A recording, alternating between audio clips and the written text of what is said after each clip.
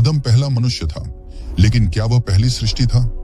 अगर मैं आपसे कहूं कि बाइबल खुद गवाही देती है कि आदम से पहले भी एक संसार था, एक ऐसी दुनिया जो सुंदर थी, व्यवस्थित थी, प्रकाश से भरी थी, लेकिन फिर अचानक उजड़ गई। एक ऐसी दुनिया जहां स्वर्गदूतों का शासन, लूसीफर की जिम्मेदारी और परमेश्वर की महिमा प्रकट होती थी। और फिर एक ऐसा पतन हुआ जिसके निशान आज भी पृथ्वी की गहराइयों, आकाश के रहस्यों और बाइबल की पंक्तियों के बीच छिपे हैं। आज हम कोई कल्पना नहीं करेंगे, एक भी बात बाइबल से बाहर नहीं जाएगी, हर दावा वचन से निकलेगा। आदि में, लेकिन कौन सी आदि? उत्पत्ति 1 का 1 कहता है, आदि में परमेश्वर ने आकाश और पृथ्वी की सृष्टि की। यहाँ एक बहुत बड़ा प्रश्न छिपा है, यह आदि किसकी आदि है? आदम की, मनुष्य की, या किसी और युग की?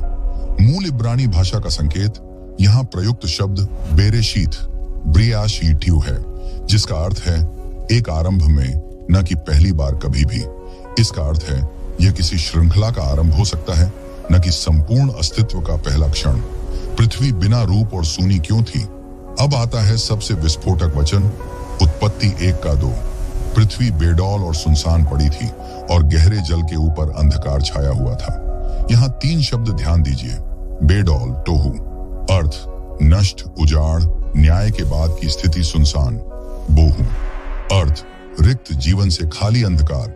बाइबल में अंधकार अक्सर न्याय या पतन का प्रतीक है। सवाल, क्या परमेश्वर कुछ बनाकर तुरंत नष्ट करता है? उत्तर, नहीं। यशायाह 45 का 18 कहता है, उसने पृथ्वी को सुनसान होने के लिए नहीं बनाया। तो फिर वह सुनसान कैसे हो गई? आदम से पहले स्वर्गदूतों की उपस्थिति। अय्यूब 38 का 4 से 7। परमेश्वर अय्यूब से पूछता है, जब मैंने पृथ्वी की नींव डाली तब तुम कहां थे? जब भोर के तारे एक साथ गाते थे और परमेश्वर के सब पुत्र जय जयकार करते थे।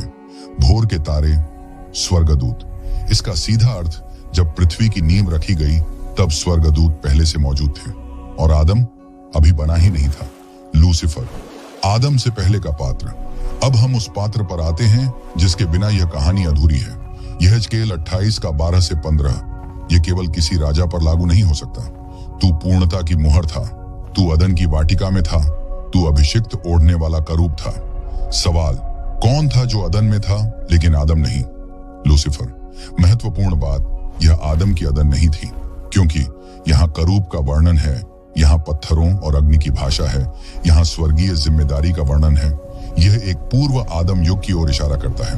पहला पतन जो आदम का नहीं था। यशायाह 14 का 12 से 15। हे भोर के तारे, तू कैसे गिर पड़ा? मैं स्वर्ग पर चढ़ूंगा, मैं परम प्रधान के तुल्य हो जाऊंगा। यह घमंड, यह विद्रोह, यह पतन आदम से पहले हुआ, क्योंकि आदम तब तक बना ही नहीं था। मनुष्य के गिरने से पहले स्वर्गदूतों का पतन हो चुका था। क्या आदम से पहले जीवन था? बाइबल कहती है, पृथ्वी उजाड़ हो गई, अंधकार छा गया, जल सब ढक गया। यह न्याय की भाषा है। यिर्मयाह 4 का 23। मैंने पृथ्वी को देखा, वह बेडौल और सुनसान थी। यही शब्द टोहू बोहू। यिर्मयाह यहाँ न्याय का दृश्य देखता है, न कि सृष्टि का पहला दिन। बाइबल के अनुसार संकेत मिलते हैं कि आदम से पहले एक पृथ्वी थी। वह पृथ्वी सुनसान बनने के लिए नहीं बनाई गई। किसी बड़े पतन और न्याय के कारण वह उजड़ गई। स्वर्गदूत पहले से मौजूद थे। लूसीफर उस युग का प्रमुख पात्र था। आदम की कहानी पहली सृष्टि नहीं, बल्कि पुनर्स्थापना से शुरू होती है। आगे क्या आएगा? आदम की सृष्टि क्या नई शुरुआत थी? 6 दिन, क्या वे पुनर्निर्माण के दिन थे? शैतान को अदन में प्रवेश कैसे मिला? अगर आदम पहली सृष्टि नहीं था, तो फिर परमेश्वर ने 6 दिन में क्या किया? क्या परमेश्वर हर बार शून्य से बनाता है, या जो टूटा हुआ है उसे फिर से खड़ा करता है? और अगर शैतान पहले से गिर चुका था, पृथ्वी पहले से उजड़ चुकी थी, तो सबसे खतरनाक सवाल यह है, शैतान को अदन में आने की अनुमति किसने दी? आदम को ऐसी दुनिया में क्यों रखा गया जहां पहले से शत्रु मौजूद था? आज हम कोई दर्शन नहीं, कोई कल्पना नहीं, केवल बाइबल की रेखाओं के बीच छिपी सच्चाई खोलेंगे। 6 दिन, सृष्टि या पुनर्स्थापना। उत्पत्ति 1 का 2। पृथ्वी बेडौल और सुनसान पड़ी थी। अब ध्यान दीजिए, पद 3 से परमेश्वर क्या करता है? परमेश्वर ने कहा, उजियाला हो। सवाल, क्या उजियाला पहले कभी था ही नहीं, या वह लौट आया जा रहा है? बाइबल का पैटर्न 2 कुरिन्थियों 4 का 6। जिस परमेश्वर ने अंधकार में से उजियाला चमकने को कहा, यह भाषा नई सृष्टि की नहीं, यह भाषा अंधकार के बाद प्रकाश की है, यानी 6 दिन अराजकता से व्यवस्था की ओर वापसी। पहला दिन प्रकाश क्यों आया? उत्पत्ति 1 का 3 से 5। उजियाला हो, और उजियाला अंधकार से अलग किया गया। ध्यान दें, सूर्य चौथे दिन बना, लेकिन प्रकाश पहले दिन आया। यह भौतिक प्रकाश नहीं, यह परमेश्वर की उपस्थिति का प्रकाश है। भजन संहिता 104 का 2। तू अपने आप को प्रकाश से ओढ़े रहता है। इसका अर्थ अंधकार न्याय की स्थिति है, प्रकाश परमेश्वर की वापसी है। दूसरा दिन जलों का विभाजन। उत्पत्ति 1 का 6 से 8। जल के बीच एक आकाश हो। सवाल, जल पहले से क्यों था? सब कुछ जल में डूबा क्यों था? 2 पतरस 3 का 5 और 6। पृथ्वी जल में से और जल के द्वारा बनी, और उसी जल के कारण नाश भी हुई। यह संकेत करता है आदम से पहले जल न्याय हुआ, वही कारण पृथ्वी के उजड़ने का था। तीसरा दिन भूमि फिर से प्रकट। उत्पत्ति 1 का 9 से 13। सूखी भूमि दिखाई दी, बनाई नहीं। यह बहुत गहरा संकेत है। भूमि पहले से थी, वह जल में छिपी थी, अब उसे फिर से प्रकट किया गया। यिर्मयाह 4 का 26। मैंने देखा उपजाऊ भूमि जंगल बन गई थी। न्याय के बाद पुनर्स्थापना शुरू। चौथा दिन सूर्य, चंद्रमा और तारे। उत्पत्ति 1 का 14 से 19। निशानों और समयों के लिए। अगर तारे पहले से नहीं थे तो अय्यूब 38 में वे कैसे गा रहे थे? उत्तर, वे पहले से थे, अब उन्हें मनुष्य के लिए व्यवस्थित किया गया। पांचवां और छठा दिन जीवन की वापसी। उत्पत्ति 1 का 20 से 27। जलचर, पक्षी, पशु और अंत में मनुष्य। यह नई प्रजातियों का आरंभ नहीं, यह जीवन की बहाली है। रोमियो 8 का 20 से 22। सारी सृष्टि पीड़ा में कराह रही है। क्यों? क्योंकि वह पहले भी नष्ट हो चुकी है। आदम पहली सृष्टि या प्रतिनिधि। उत्पत्ति 1 का 26। हम मनुष्य को अपने स्वरूप में बनाएं और वे राज्य करें। क्यों? क्योंकि पहले किसी और ने राज्य किया और वह गिर गया। भजन 8 का 5 और 6। तूने उसे अपने हाथों के कामों पर अधिकार दिया। आदम को शासन सौंपा गया। पुनः स्थापित पृथ्वी पर। अदन सामान्य बाग नहीं। उत्पत्ति 2 का 8। यहोवा परमेश्वर ने अदन में एक वाटिका लगाई। क्यों लगाई? क्योंकि बाहर की पृथ्वी अभी भी पूरी तरह बहाल नहीं थी। यहेजकेल 36 का 35। यह उजड़ी हुई भूमि अदन के बाग के समान हो गई। अदन पुनर्स्थापना का केंद्र हो सकता है। शैतान को प्रवेश क्यों मिला? यह सबसे कठिन प्रश्न है। यशायाह 14 का 15। तुझे अधोलोक में गिराया जाएगा, लेकिन अभी नहीं, उसे सीमित समय दिया गया। अय्यूब 1 का 6 और 7। शैतान भी उनके बीच आया।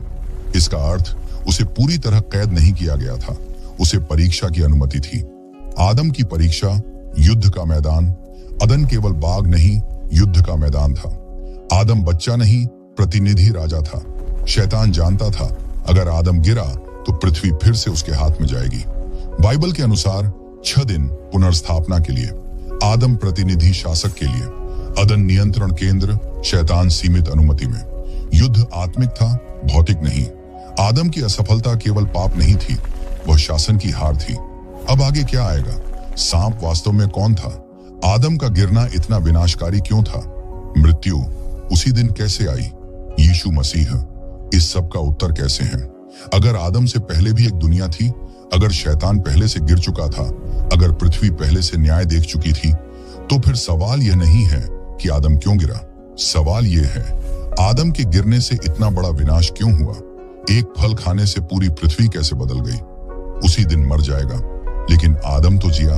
और सबसे बड़ा प्रश्न, क्या परमेश्वर इस हार के लिए तैयार था, या यह सब पहले से उसकी योजना में था? हर कड़ी जुड़ जाएगी, हर रहस्य खुलेगा, और अंत में यीशु मसीह क्यों दूसरा आदम कहलाते हैं, यह स्पष्ट हो जाएगा। बाइबलिक आधार, सांप कौन था? साधारण जीव या कोई और? उत्पत्ति 3 का 1। सांप मैदान के सब पशुओं से अधिक चतुर था। यहाँ बहुत लोग गलती करते हैं। इब्रानी शब्द सांप का मतलब नाहाश, जिसका अर्थ चमकदार, प्रकाशमान, फुफकारने वाला। यह साधारण जानवर का वर्णन नहीं है। 2 कुरिन्थियों 11 का 14। शैतान स्वयं ज्योतिर्मय दूत का रूप धर लेता है। अदन में आया सांप शैतान का माध्यम था, एक उच्च आत्मिक सत्ता। शैतान का अधिकार, उसे हक कैसे मिला? लूका 4:6, ये सारा अधिकार मुझे सौंपा गया है। किसने सौंपा? उत्तर, आदम ने। रोमियो 5:12, एक मनुष्य के द्वारा पाप संसार में आया। पाप के साथ क्या आया? मृत्यु, भ्रष्टता, अधिकार का हस्तांतरण। आदम पृथ्वी का प्रतिनिधि था। जब वह गिरा तो शासन भी गिर गया। उसी दिन मर जाएगा। लेकिन कैसे? उत्पत्ति 2:17, जिस दिन तू खाएगा उसी दिन मर जाएगा। आदम उसी दिन मरा, शारीरिक रूप से नहीं, आत्मिक रूप से। हाँ, इफिसियों 2:1, तुम अपने अपराधों में मरे हुए थे। मृत्यु परमेश्वर से अलगाव, यही सबसे भयानक मृत्यु है। अदन से निकाला जाना, सजा या दया। उत्पत्ति 3:22 और 24। अब ऐसा ना हो कि वह जीवन के वृक्ष से भी खा ले। ये दया क्यों थी? अगर आदम पापी अवस्था में अनंत जीवन पा लेता तो पाप सदैव के लिए स्थायी हो जाता। निष्कासन मोक्ष की योजना की शुरुआत। पहला सुसमाचार अदन में ही। अब सबसे विस्फोटक वचन, उत्पत्ति 3:15, तेरा सिर कुचला जाएगा और तू उसकी एड़ी को डसेगा। यह पहली भविष्यवाणी है। यह यीशु मसीह की ओर संकेत करती है। अर्थ, एड़ी डसना मतलब क्रूस, सिर कुचलना मतलब पुनरुत्थान। प्रकाशित वाक्य 12:9, वही पुराना सांप, शैतान। क्यों आदम से पहले की दुनिया जानना जरूरी है? क्योंकि यह दिखाता है कि शैतान पुराना शत्रु है। यह बताता है कि पाप आकस्मिक नहीं था। यह प्रकट करता है कि परमेश्वर कभी प्रतिक्रिया नहीं करता, वह योजना में चलता है। इफिसियों 1:4, संसार की उत्पत्ति से पहले उसने हमें चुन लिया। यीशु दूसरा आदम। पहला कुरिन्थियों 15:45, पहला मनुष्य आदम, अंतिम आदम जीवन देने वाली आत्मा। पहला आदम बाग में गिरा, दूसरा आदम जंगल में विजयी रहा। मत्ती 4। पहला आदम वृक्ष से गिरा, दूसरा आदम वृक्ष क्रूस पर चढ़ा।